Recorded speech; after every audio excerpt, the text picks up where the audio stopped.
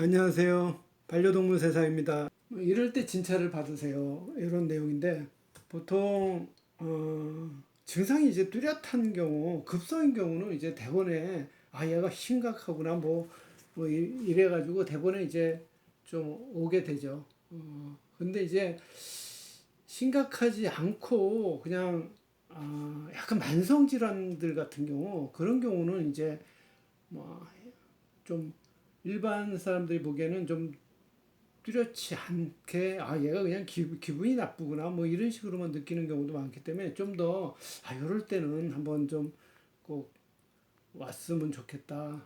이런 것도 다 원인이 있는 경우가 있다. 그런 의미에서 한번 좀 쭉 이제 증상에 대해서 또 그 각 증상에 따라서 좀 동물병에서 많이 있었던 내용들 그런 내용들도 좀 얘기해서 좀 우리 반려동물이 이런 증상이 있을 때 이런 여러 가지 가능성이 좀 있겠구나 뭐 그런 걸 좀 참고하게 하기 위해서 좀 한번 만들어 봤습니다. 일단 제일 동물병원에 자주 오는 경우는 뭐 토하는 경우가 제일 흔하게 와요. 토하고 설사하고. 근데 보통 이제 막 전화해서 구토하는데 왜 그래요? 그러는데 구토의 원인만 해도 너무 많아요. 솔직히 물론 이제 그런 구토의 원인이 이제 그냥 소화기 자체에 뭔가 문제가 있어서 그런 경우도 있고 소화기 외에 뭐 여러 가지 이제 복강에 있는 모든 장기에는 그 구토 중추를 자극하는 그런 수용체들이 좀 있어가지고 얼마든지 복강에 이제 여러 가지 뭐 담낭이 뭐 통증이 있거나 붓거나 염증이 있거나 뭐 또 뭐 담낭 그게 좀 담낭이 계속 이상이 있어가지고 이제 담낭이 파열돼서 또 그런 걸로 해가지고 이제 막 복막염이 되거나 뭐 이런 것들도 뭐 얼마든지 토할 수가 있고 뭐 간염이 있거나 신장, 췌장, 자궁 뭐 심지어는 이제 뭐 토했는데 뭐 주인은 이제 뭐 체했다고 그러고서 오는데 그것도 갑자기 그러는데 막상 검사해 보면 뭐 이런 당뇨, 에디슨 흔하지 않은 이런 질병 때문에 막 토하는 경우도 얼마든지 있어요. 그리고 이런 경우는 검사를 해서 다 알 수가 있기 때문에 보통 이제 동물병원에서 이런 거를 알기 위해서는 그런 검사가 아니고 그냥 약을 썼다가는 좀 너무 늦게 특히 이제 이런 자궁축농증이나 뭐 또 안에 뭐 췌장염이 심해가지고 안에 막 괴사가 되는 그런 상황이거나 이러면 며칠 늦음으로 해서 또 생명이 위험할 수도 있어요. 그러다 보니까 이제 좀 초기에 여러 가지 가능성들도 확인하기 위해서 이렇게 검사가 좀 필요한 경우가 상당히 많아요. 그리고 이런 뭐 복강의 여러 가지 장기 또 소화기 쪽에 뭐 이상 또 소화기도 이제 뭐 위염 같은 경우도 급성인 경우는 이제 대부분의 뚜렷하게 애가 막 힘들어하고 막 토하니까 대부분에 아시는데 보통 만성위염 같은 경우 아무 증상이 없는 경우가 많아요. 그냥 만성위염이니까 뭐 가끔 토하고 특히 빈속에 욱욱하면서 이렇게 토하고 뭐 이런 정도로 나타나고 그것도 그냥 계속 놔두다 보면 또 이렇게 딴 검사를 했는데 아무 이상 없는데도 빈속에 토하고 뭘 먹으면 또 괜찮고 뭐 이런 애들이 좀 만성 위염인 경우도 많고 또 이제 뭐 그런 이물도 실제적으로 상당히 좀 자주 있어요.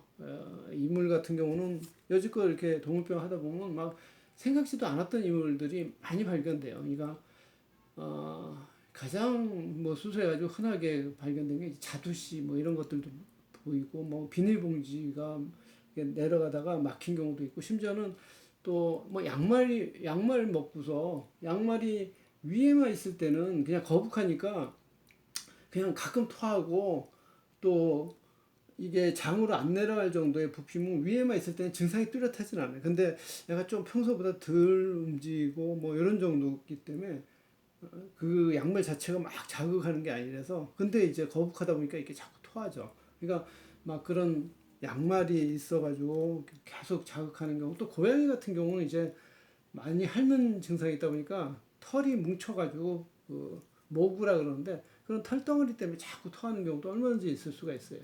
그리고 고양이 같은 경우 예민하다 보니까 그런 스트레스에 의해서도 잘 이렇게 토하고 심지어는 저희 병원에 간호사가 이제 고양이를 좋아하는데 그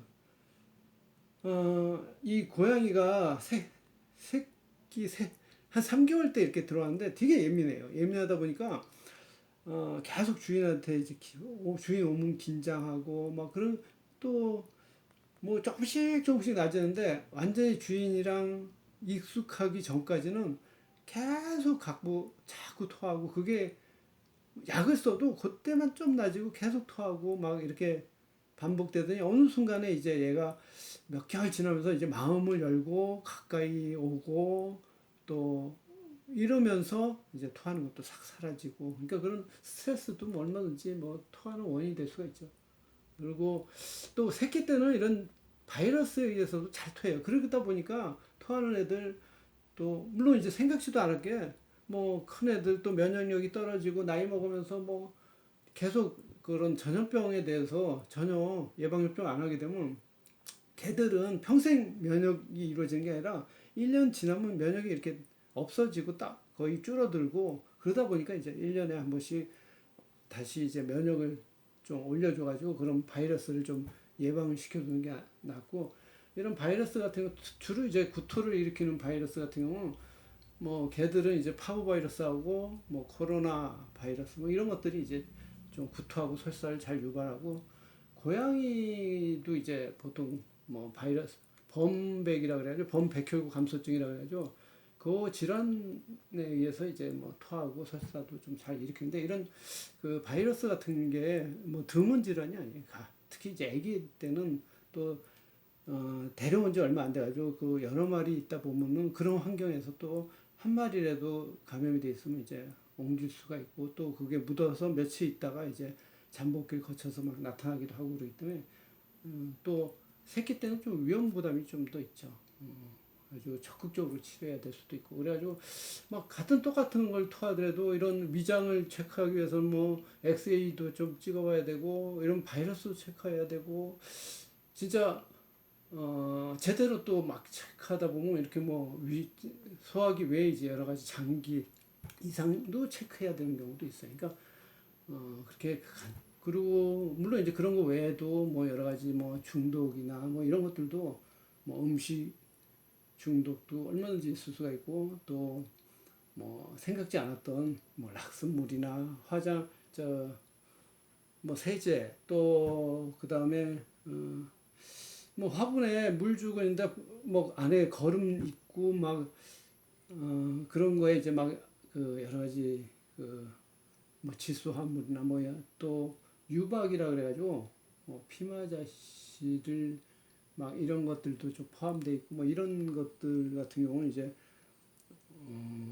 그 화분 밑에 그런 게 이제 포함되어 있는 물이 있다 보면 그런 걸 먹고서 뭐 중독 걸린 경우도 있고 뭐 그런 중독으로 해서 당연히 뇌 쪽을 이제 뇌 구토 중추를 좀 자극해가지고 뭐 이렇게 토할 수도 있고 그 외에 이제 원인은 뭐 여러 가지가 있을 수가 있어요. 근데 일단 특히 뭐 급성으로 막 증상이 나타나는 경우는 이제 대번에 다 오는데 특히 이렇게 만성으로 또 어떤 만성 질환 같은 경우는 만성 간염, 만성 신장염, 만성 췌장염 뭐 이런 만성 같은 경우는 증상이 뚜렷하지 않고 애가 좀 침울한 경우 상당히 많아요.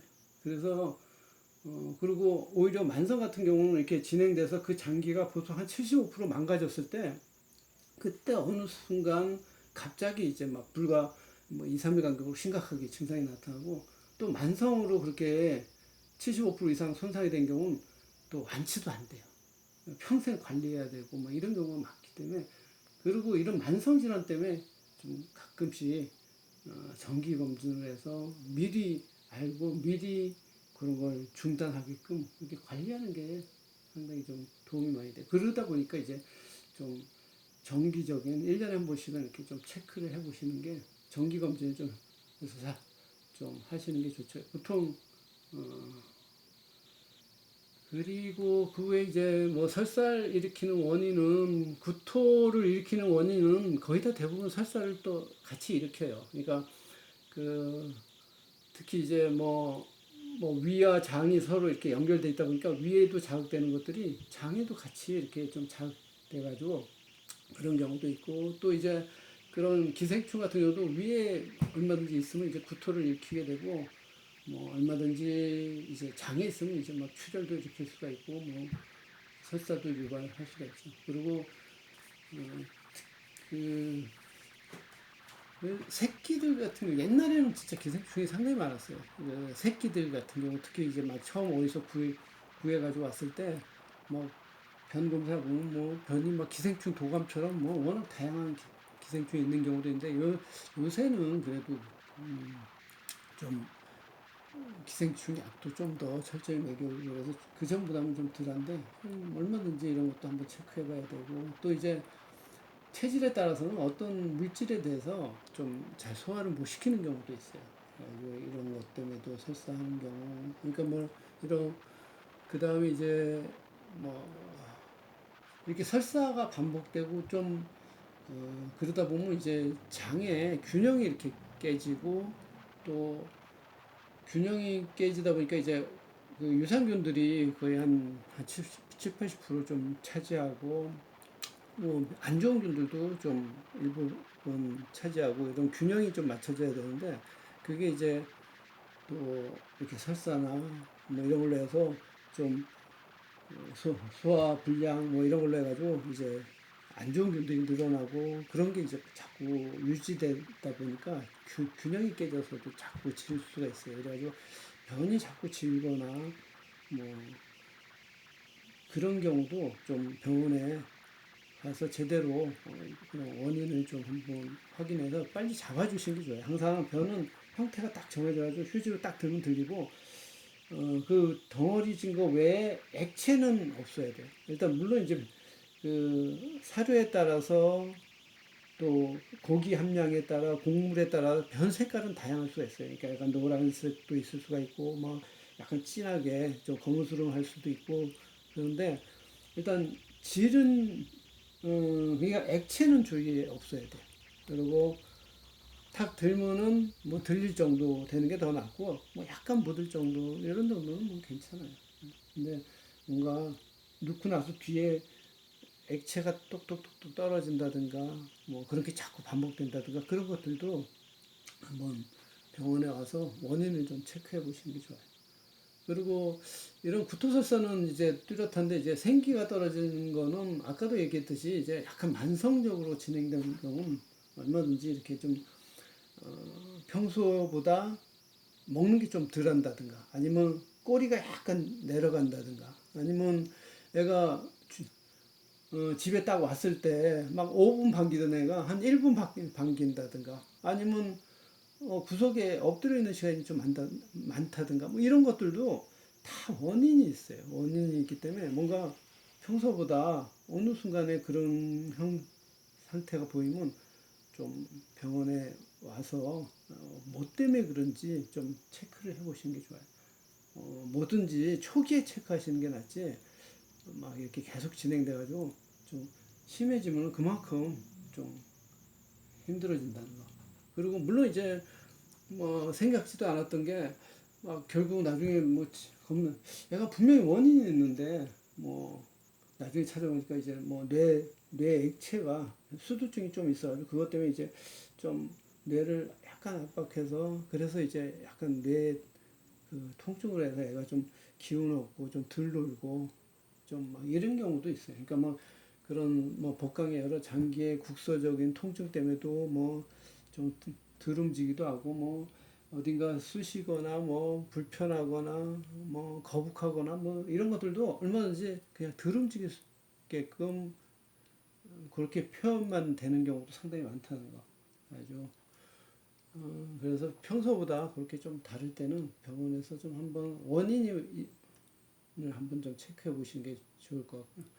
그 다음에 이제 체중 감소가, 그러니까 잘 먹는데도 이렇게 체중 감소가 되는 경우도 얼마든지 뭐 원인이 있는 경우가 좀 많죠. 물론 이제 어, 나이 먹으면서 뭐 여러 가지 만성 질환들이 있으면 무슨 종양이나 뭐 만성적인 여러 가지 이제 각 장기의 이상 같은 경우는 얼마든지 그런 걸로 해서 입맛도 떨어지고 또 체중도 또 서서히 감소할 수 있고 또 아니면 뭐 호르몬 이상이나 뭐 이런 걸로 해가지고 대사가 뭐 좀 많다든가 뭐 이런 걸로 해서도 이렇게 서서히 좀 에너지가 많이 소모돼서 서서히 체중이 감소될 수도 있고 또 아니면 영양분이 제대로 소화 효소가 제대로 선천적으로 분해가 좀 분비가 덜 돼서 분해를 잘 못 시키다 보니까 많이는 먹고 잘 먹는데 분해를 못 시키니까 그 영양분이 제대로 몸에 전달이 안 되고 전달이 안 되니까 살이 안 찌고 계속 잘 먹는데도 애가 마르고 얼마든지 그런 효소 소화 효소의 뭐 이상으로 해서도 뭐 계속 생각지 않게 되게 마르고 변도 약간 좀 지르고 뭐 이런 경우도 있을 수가 있어요. 그러니까 그런 뭐 원인은 여러 가지가 있을 수 있으니까 일단 체중 감소가 계속 반복되는 것도 한번 좀 원인을 찾아보 이게 정기 검진을 해서 과연 뭐가 이렇게 숨어 있나 뭐가 숨어 있는 경우가 상당히 많기 때문에 그래서 체크해 보는 게 낫죠. 그 다음에 이제 개들이 이렇게 자꾸 이렇게 긁는 것들도 뭔가 가려워서 긁는 경우가 거의 대부분이에요. 이게 또 어디를 국소적으로 자꾸 핥는 것도 이렇게 보면은 물론 이제 무료해서 어떤 행동을 자꾸 반복하는 경우도 있지만 실제로 이제 거기를 봤는데 뻘겋거나 뭐 따갑거나 간지럽거나 이래서 이제 계속 뭐 핥는 경우 또 긁는 경우도 많거든요. 그리고 어디에 염증이든 오래 긁으면은 거의 두꺼워지고 그 다음에 이제 만성적인 변화가 오래되면 그만큼 회복이 잘 안 돼요. 특히 또 뭐 귀 같은 데도 이렇게 자꾸 터는 게 좀 보이면 분명히 거기 가려워서 그런 경우가 상당히 많거든요. 그리고 겉으로 보기에는 말짱한데 속에 염증이 있는 경우도 얼마든지 있어요. 그렇기 때문에 병원에 동물병원에 갈 때마다 귀는 한번 좀 확인해서 좀 뭐든지 초기에는 빨리 회복시킬 수 있으니까 초기에 이렇게 체크돼서 좀 빨리 회복시키고 계속 그런 괜찮은 상태가 유지되게끔 이제 뭐 약으로 좀 관리도 하고 가끔씩 확인도 하시고 뭐 그렇게 좀 하시는 게 낫고 물론 이제 뭐 피부병이 있으면 피부병 때문에도 이렇게 막 자꾸 긁는 게 있고 또 이제 피부병 중에서도 많이 가려워하는 피부병이 있어요. 그런 뭐 아토피나 또 이제 뭐 스케비스라 그러기도 하고 뭐 오미라 그러기도 하고 이게 미세한 그 벌레에 의한 피부병인데 뭐 찐득이 종류의 피부병인데 이제 그런 것들도 막 무척 가려워할 수가 있고 뭐 그거 외에도 이제 뭐 좀 감염이 심하면 이제 좀 많이 가려워할 수가 있죠. 그다음에 털이 이렇게 빠지는 것도 얼마든지 다 원인이 있으니까 이게 이제 막 털숱이 유난히 없다든가 뭐 이런 것들도 보통 이제 털과 관련된 뭐 호르몬이 좀 아, 원활치가 않아서 그럴 수도 있고 그러니까 보통 이제 코티졸이나 호르몬이 털 성장을 억압하고 갑상선이나 호르몬이 이제 털 성장을 좀 자극하고 뭐 또 성호르몬도 좀 털에 영향을 미치고 또 이제 만성 질환들이 이렇게 오래되면은 그 장기의 역할을 못 하다 보니까 여러 가지 이제 대사 활동이 원활치 않고 그러다 보니까 이제 털도 부시시하고 뭐 얼마든지 탈모도 더 유발할 수가 있어요. 그래가지고 뭔가 계속 좀 원인을 정상적이지 않은 상태 원인을 좀 찾아보는 게 낫죠. 그리고 이렇게 냄새가 나는 것도 보통 냄새가 많이 나는 부위는 이제 뭐 시추, 퍼그, 패키스 이런 애들이 이제 그 눈 바로 밑에 그 피부가 이렇게 접혀 있어요. 접혀 있다 보니까 그 접혀 있는 부위에 아무래도 이제 그 여러 가지 균이나 뭐 효모균 뭐 이런 세균 뭐 이런 것들이 이렇게 증식하면서 그 된장 썩은 냄새 같이 이제 그 크키하게 뭐 이런 냄새들이 잘 나요. 그리고 그런 것 때문에 습진도 생기고 또 그런 가려움 때문에 이제 긁다 보니까 막 눈병도 눈도 다치고 막 그래가지고 결국은 막 위험해지고 실명하고 뭐 이런 경우도 있기 때문에 보통 이제 그런 것도 평소에 또 그런 애들이 이렇게 털이 자라면 눈에 닿아요. 그리고 눈에 닿다 보니까 계속 그런 자극에 의해서 결국은 나이 먹으면서 눈이 결국은 좀 염증으로 해가지고 또 만성적인 그런 자극으로 해서 뭐 안구건조증, 녹내장, 뭐 또 포도막염이라든지 안구 속에 감염 뭐 해가지고 안구 구조물도 뭐 망가지고 뭐 이런 만성적인 자극에서 결국은 되돌릴 수 없게끔 변하는 경우가 상당히 많거든요.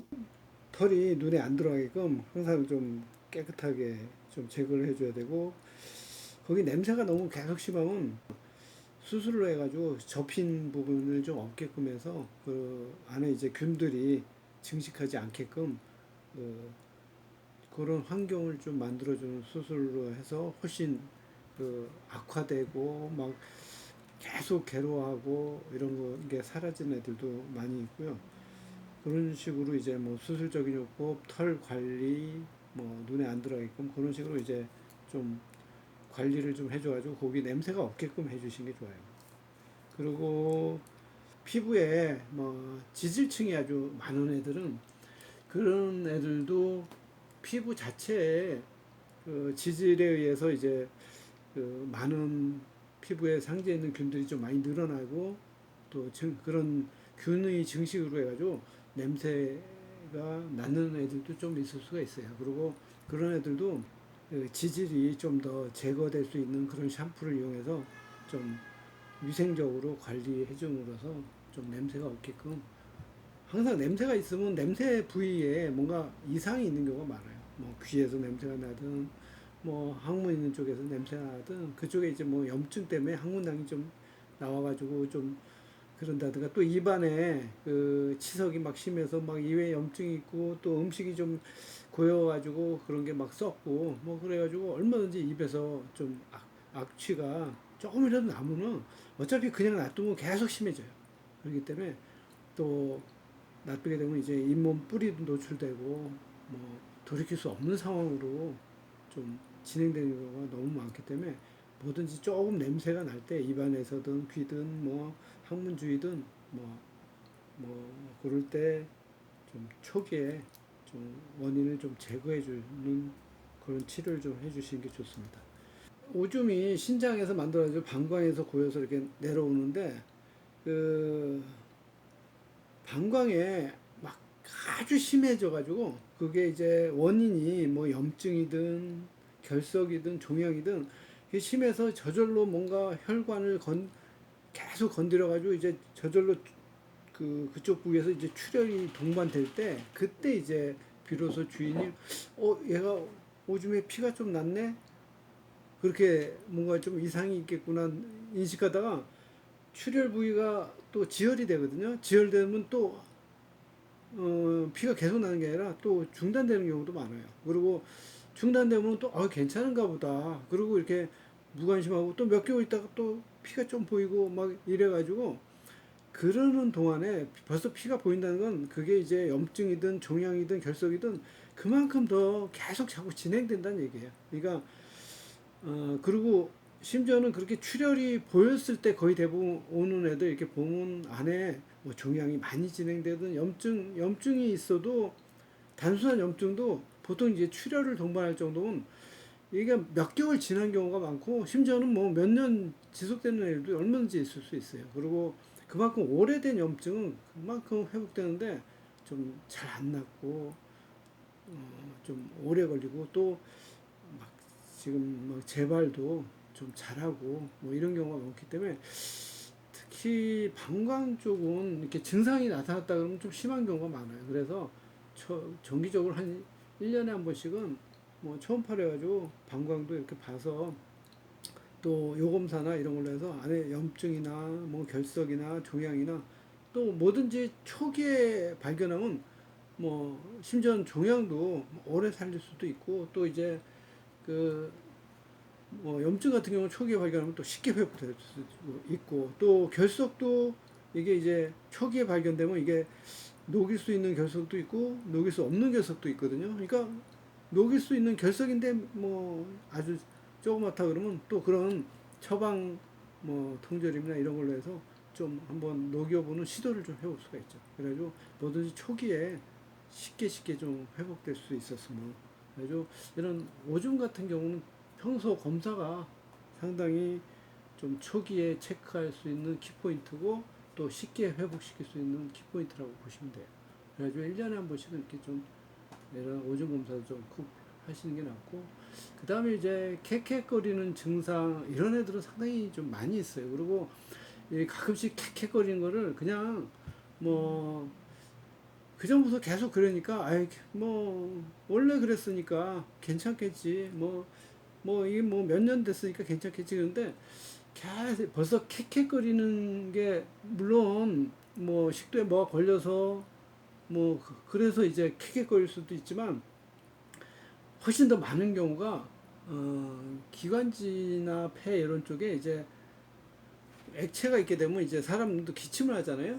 그러니까 개들은 기침을 이제 목에 뭐 걸린 것처럼 캑캑거려요. 그리고 그런 기침이 한다는 게 사람도 정상적인 상태에서 기침 안 하잖아요. 개들도 그 평소에서는 기침을 안 해요.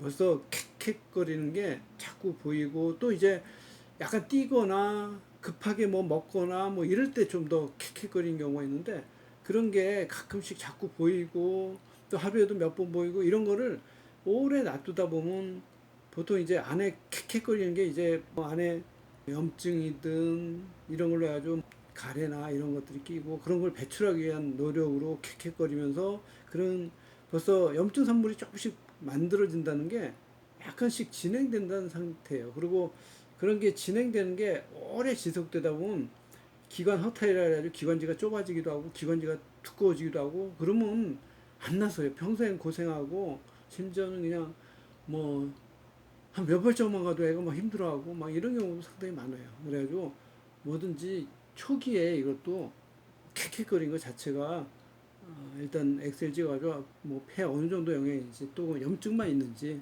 아니면 뭐 종양이 있는지 뭐 뭐든지 초기에 아는 게 좋으니까 어떤 분은 뭐 심각한 병이 있을까봐 두려워서 검사를 안 하는 그런 분들도 있었는데 오히려 그냥 초기에 쉽게 회복시킬 수 있는 그런 부분들이 더 많으니까 좀 초기에 좀 체크를 해봤으면 그리고 이런 캑캑거리는 증상이 거의 안 보일 정도로 좀 치료를 좀 해주고 그게 유지가 되게끔 그런 호흡기 증상들이 거의 대부분 체질에 따라서 이렇게 찬 데 있을 때 많이 걸려요.